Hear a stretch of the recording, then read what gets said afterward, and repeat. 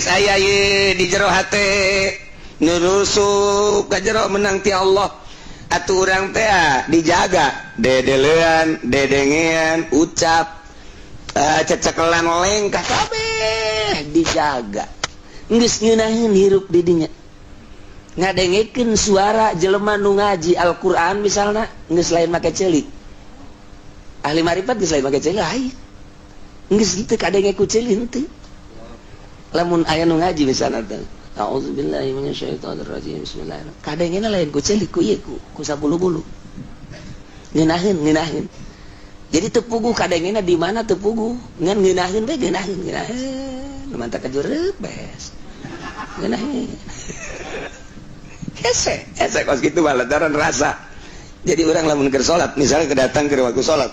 imaman maghrib atau isya Allahu akbar bismillahirrahmanirrahim urang kabarna dibere ku Allah ngeunaheun lain sora imam model Muammar model Humaydi lain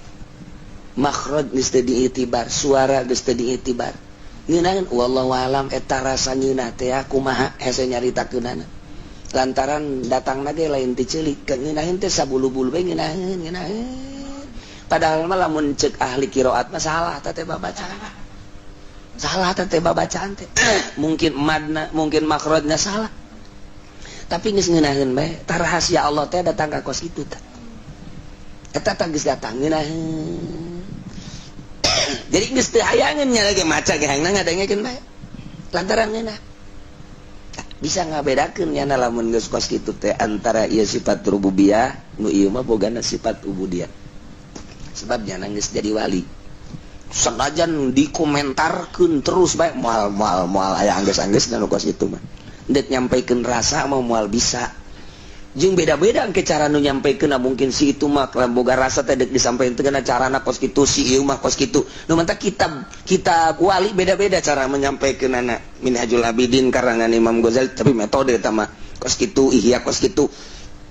Hikam mah kos kitu nah ieu menyampaikeun rasa dek nyampaikeun rasa ujung-ujungna mah di Ihya ge dek nyampaikeun rasa marifat